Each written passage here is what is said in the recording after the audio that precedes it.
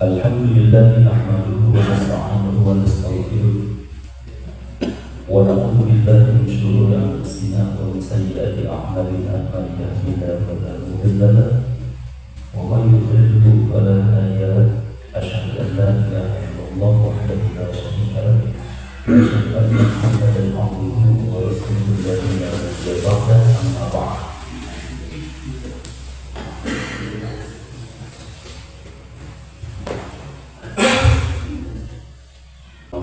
Kitab Al-Hikam yang ditulis oleh Ibnu Athaillah As-Sakandari rahimahullah.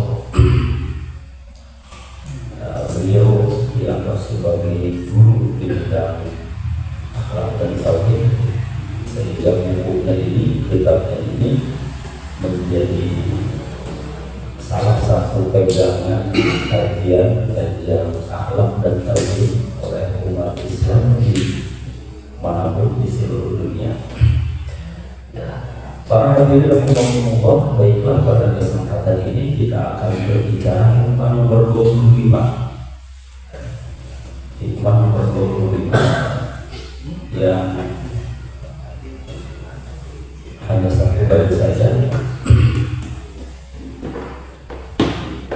Hikmah nomor 25 itu berbunyi,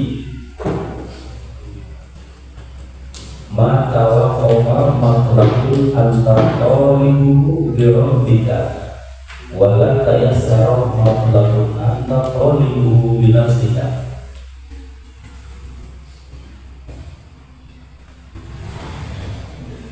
Tak akan sulit apa yang kau kerjakan jika disandarkan kepada Tuhanmu, dan tak akan mudah apa yang kau kerjakan jika engkau sandarkan kepada dirimu.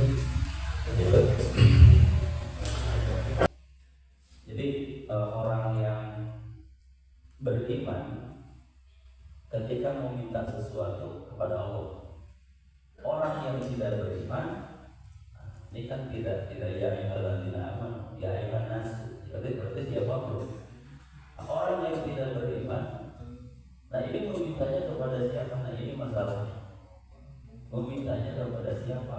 Bukan kepada Allah, kepada dia, kepada Tuhan mereka. Akan hauqalah.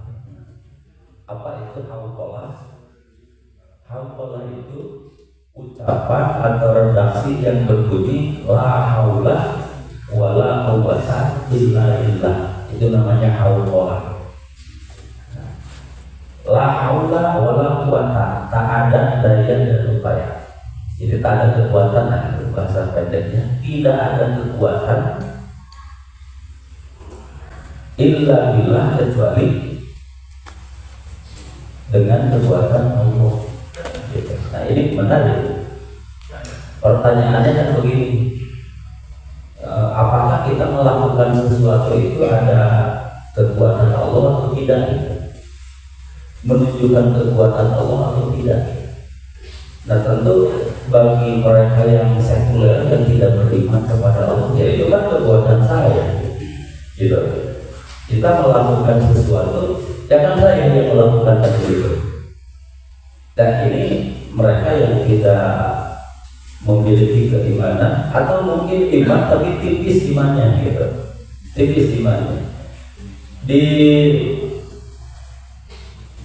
hikmah nomor 1 dulu ya, kita pernah menjelaskan. Di hikmah nomor 1 kita menjelaskan begini, jangan tergantung pada perbuatan gitu, perbuatan kita. Jadi melakukan sesuatu itu jangan tergantung pada perbuatan kita, tapi tergantung kepada Allah Subhanahu wa Ta'ala. Jadi apa yang kita lakukan, ya apa yang kita lakukan itu sesungguhnya di dalamnya ada kekuatan Allah, karena kita tidak bisa melakukan sesuatu itu kalau tidak ada kekuatan Allah di situ. Kita bergerak, berangkat kemana, duduk, berdiri, atau mengerjakan sesuatu. Dan itu sesungguhnya adalah ada kekuatan Allah di dalamnya. Ada kekuatan Allah di dalamnya. Nah, karena begitu manusia butuh Allah Subhanahu wa Ta'ala. Butuh Allah Subhanahu wa Ta'ala. Jadi jika tidak dibarengi oleh kekuatan Allah Subhanahu wa Ta'ala. Kita juga sering berbicara tentang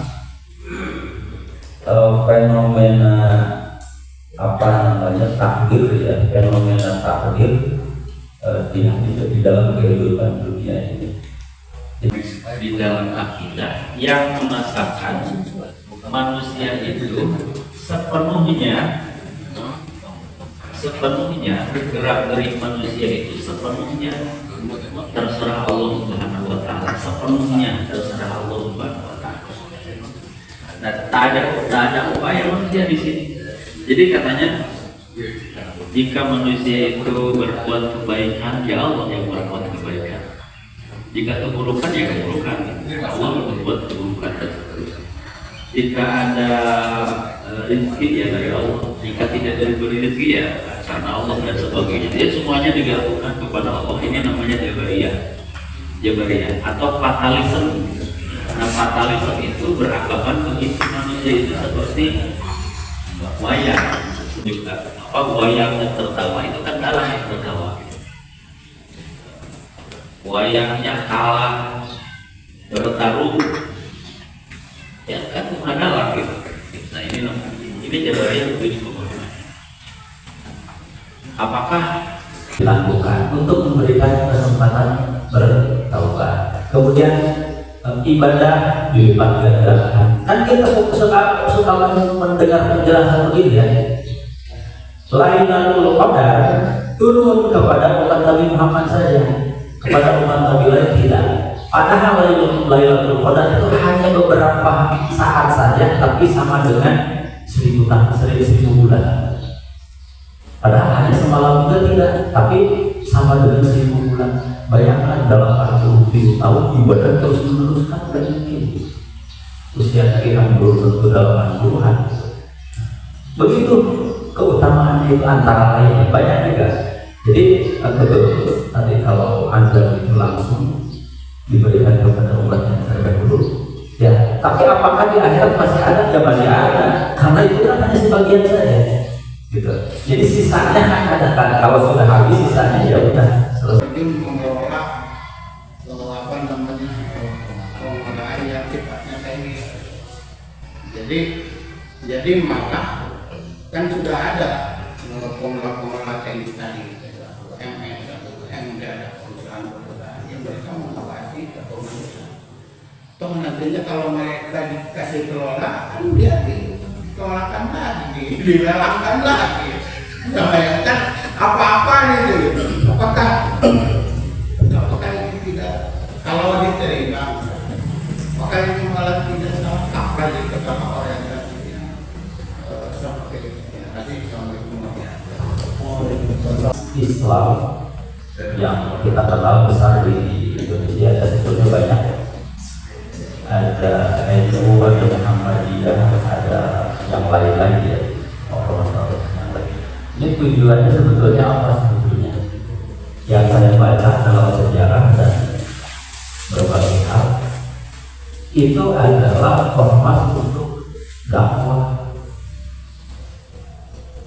Jadi tujuannya dakwah. Jadi kenapa NU hadir? Kan dakwah itu yang ada sejarahnya. Hadratus Syekh Hasyim Asy'ari itu kan membangun munculnya NU itu untuk apa? Dalam rangka berdakwah, menyebarkan Islam, menyebarkan pemahaman Islam yang benar, yang baik dan benar.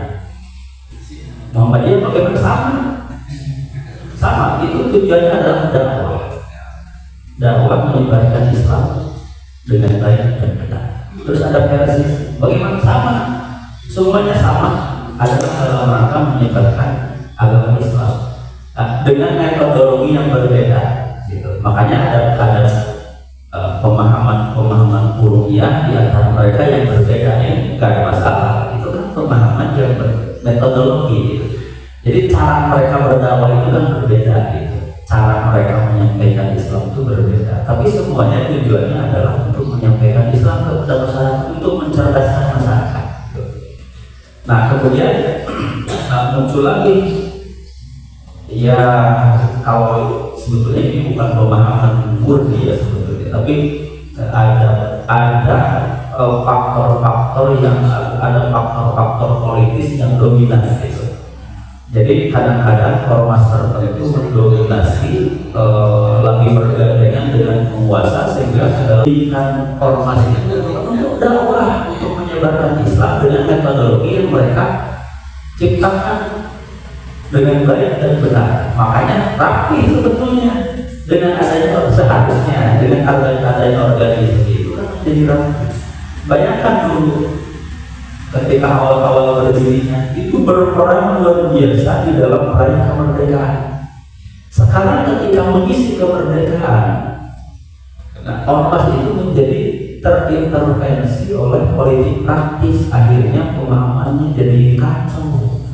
Masa gara-gara pergandengan dengan penguasa,